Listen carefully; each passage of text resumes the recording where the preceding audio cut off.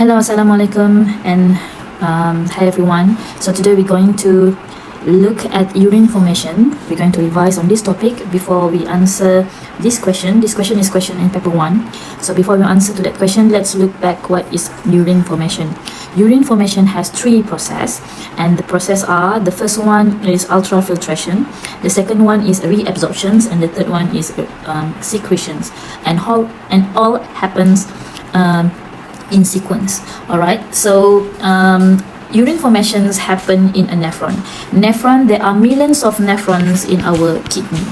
Alright, so if you understand the structure, we have a pair of kidney, and then nephron is in here in our kidney, and then all the urine formation will pass down into the urine bladder to be secreted out from our body.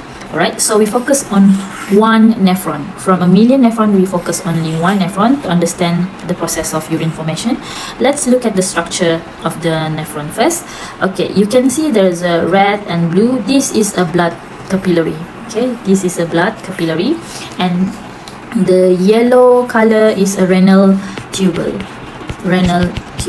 Of ultrafiltrations, we look at the structure first. Okay, I can say that ultrafiltration is the first process. It happens in here. What is this? Okay, the C-like shape here, we call it as we name it as Bowman's capsule. Alright, and then the red blood capillary here, the capillary network here, name it as glomerulus. And then this glomerulus, the start here we have this called as afferent arteriole, right? And then as you can see the connection, we enter the blood enter afferent and then pass down to the glomerulus and goes out from here to efferent arteriole.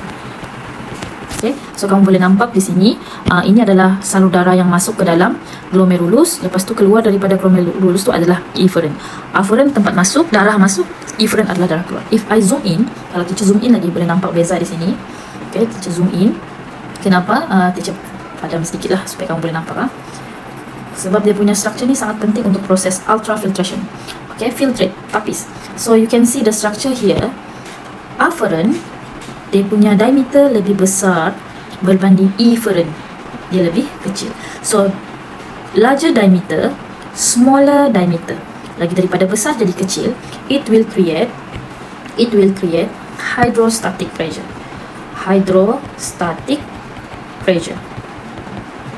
Okay, so ingat, the main point we want to see here is ultrafiltration.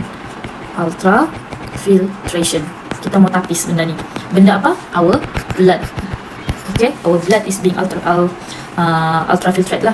Okay, so teacher tunjukkan pergerakan. So darah masuk ke dalam ni melalui afferent, lepas tu masuk ke kawasan glomerulus, dan disebabkan ada perbezaan, because of there's a hydrostatic pressure, all the content in here dalam glomerulus, semua yang ada dalam glomerulus tu akan filtrate, akan tertapis keluar. Okay, tertapis keluar. Apa yang keluar? Nutrient. All I can say H2O, nutrient, what else? Amino acid, glucose. Okay.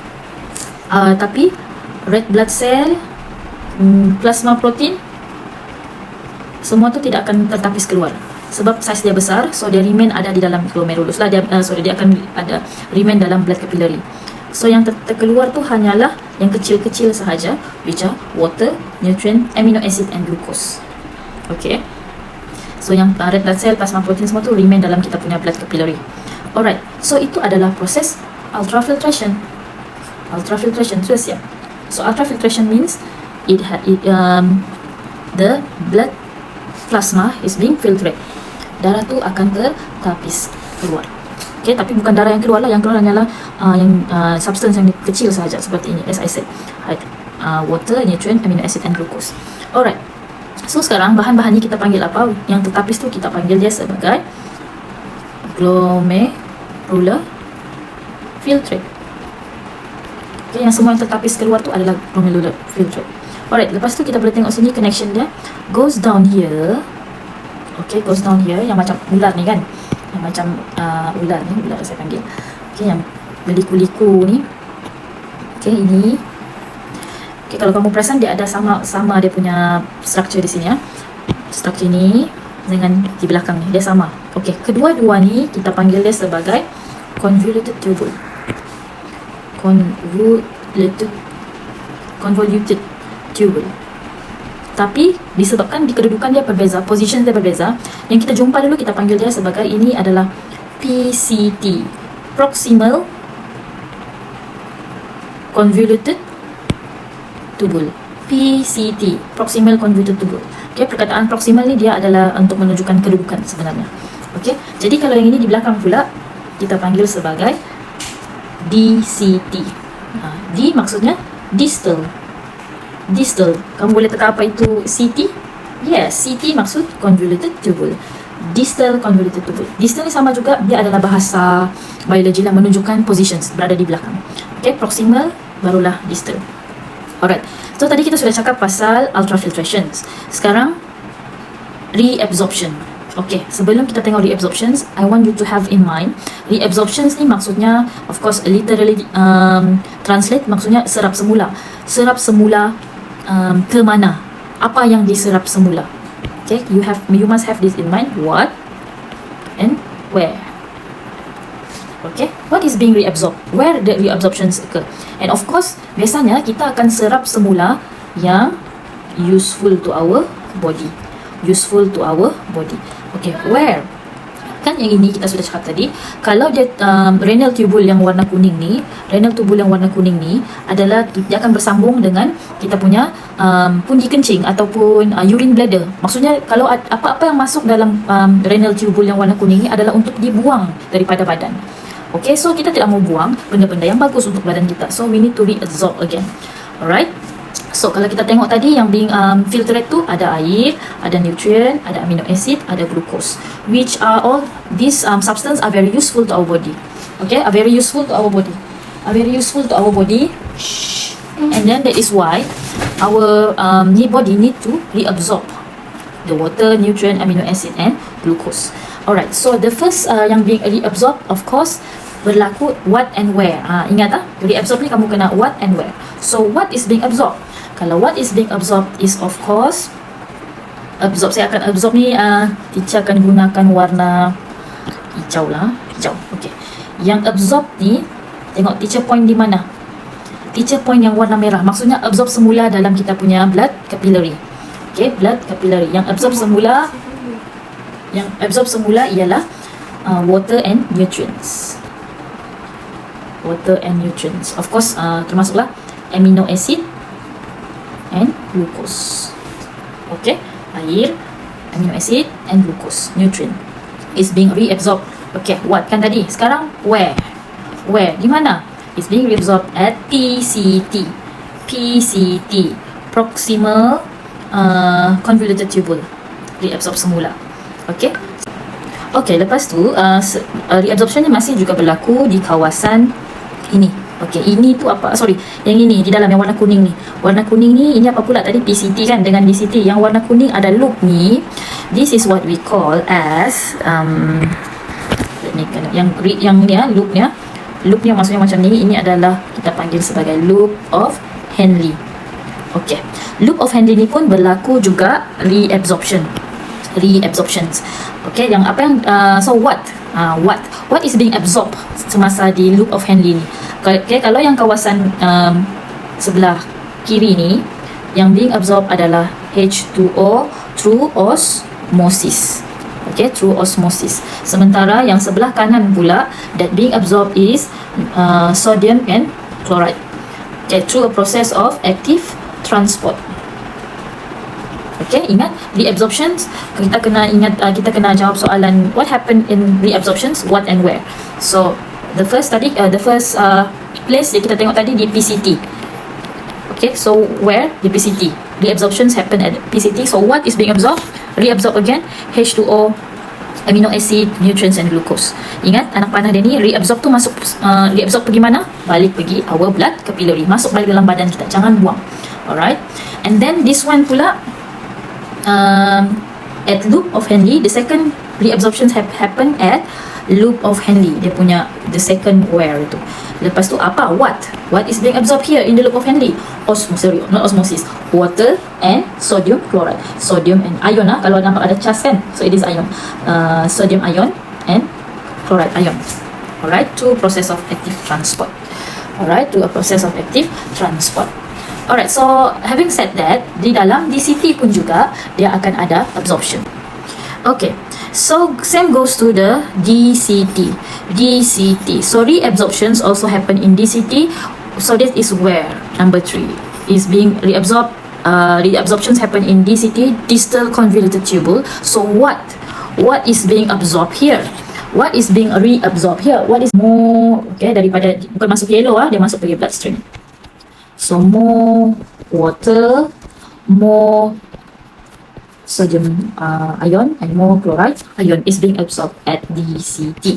Okay, so itulah 3 tempat. Kalau reabsorptions dia ada 3 tempat. Alright, the first one PCT, the second one is loop of Henle, and the third one is DCT. Alright, the absorption. So what is being absorbed? Kalau PCT yang tadi itulah, ni teacher tidak akan ulang, kamu kena tengok. Kalau loop of Henle is mostly water and sodium and chloride ion, and DCT more water, more sodium and chloride ion. Alright, so the third process is secretion. So secretions, kalau tadi reabsorb balik apa yang useful, so sekarang ini that we want to secrete out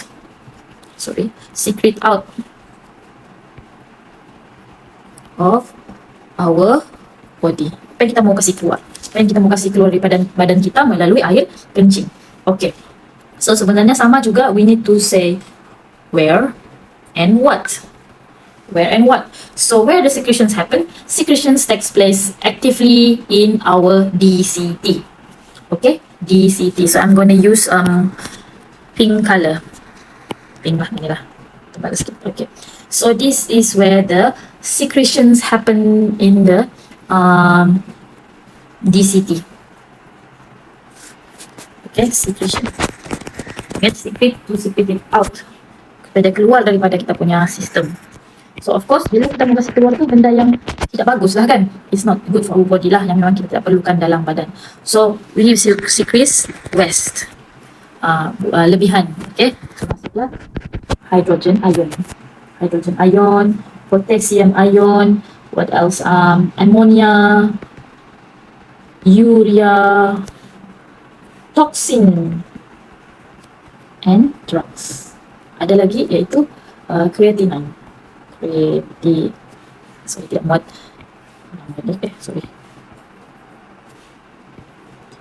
Creatinine.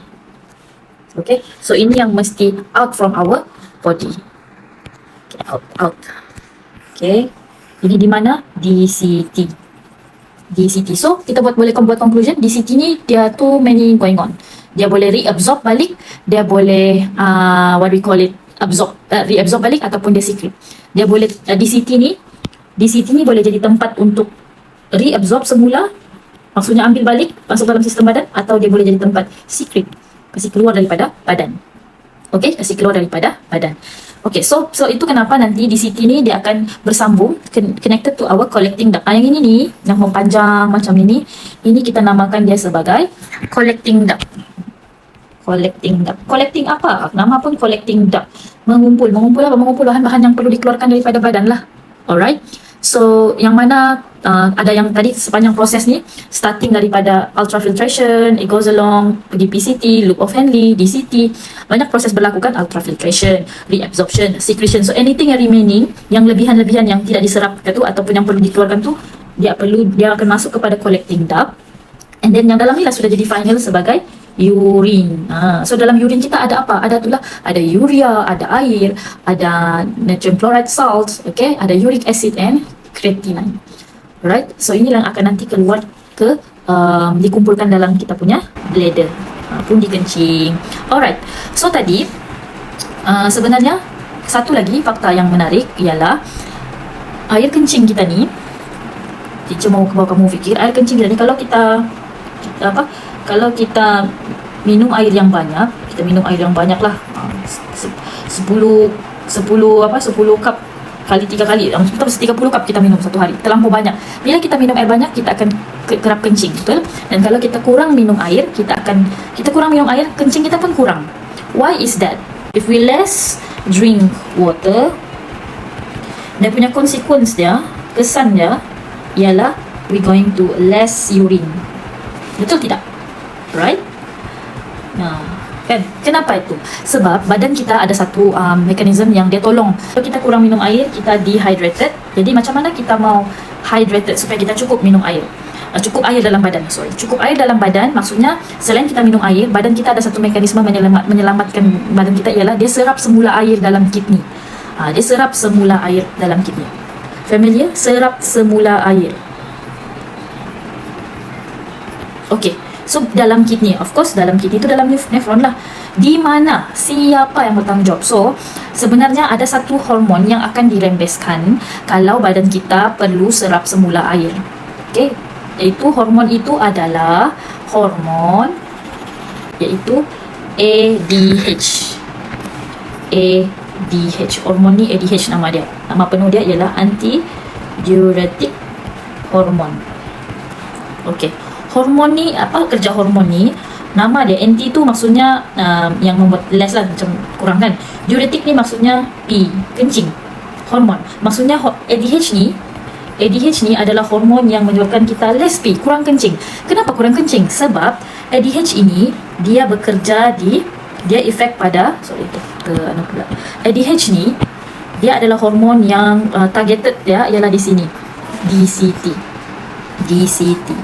Okey, kita tambah notes di sini. ADH will go to DCT and cause the membrane of DCT more permeable to water. Okay, dalam kata mudah dia, it cause the ADH will go to DCT, distal convoluted tubule, and cause the membrane of DCT more permeable to water, aka absorb more water. Okay, ADH akan pergi ke DCT, distal convoluted tubule, supaya serap lebih banyak air. Kan kalau serap lebih banyak air, sebab itu dia less pee, kurang kencing. So air itu diserap semula. Okey, air itu diserap semula. Okey, untuk menjawab soalan ini, kita tengok di sini ya. Untuk menjawab soalan ini, teacher kasih clear sikit supaya boleh nampak soalan. Okey, tulis di situ NT maksudnya less pee. Okey, this question pula ialah what hormone will be secreted to S. S tu siapa? S tu DCT kan? S tu ialah DCT. So what hormone that will be secreted to DCT, distal convoluted tubule, if the blood osmotic pressure increase? Okey, untuk jawab soalan ni ada dua benda yang kamu kena faham soalan ni. Satu, dia tanya tiga benda. Satu, of course, the question itself, dia tanya what hormone. Okey, apa itu S dan apa maksud blood osmotic pressure increase? Okey, so hormon ini, jadi kamu kena tahu yang daripada belakang ni dulu. Osmotic blood pressure maksudnya osmotic ni sentiasa ada kaitan dengan water potential, air lah. Okey, water potential. Osmotic blood osmotic pressure increase. Okey, kalau increase ni kamu ingat saja, kalau pressure increase menyebabkan dia sama dengan stress lah, stress. Okey, stress. Jadi kalau blood osmotic pressure increase, kan osmotic tadi air increase, stress. Kalau stress maksudnya, kalau blood osmotic pressure increase bukan air banyak, maksudnya air kurang. Ingat, pressure increase maksudnya stress. Kenapa stress? Kalau air kurang. So maksudnya di sini dia bagi tahu apa hormon yang dirembeskan, what hormone will be secreted to S if the blood osmotic pressure increase. Kurang air sebenarnya. Okey. Jadi kalau kurang air, of course badan kita akan serap semula air. So apa hormon yang akan dirembeskan di DCT ataupun distal convoluted tubule sekiranya kurang air? Hormon ADH. So the answer is C. Alright, hopefully this video will help you.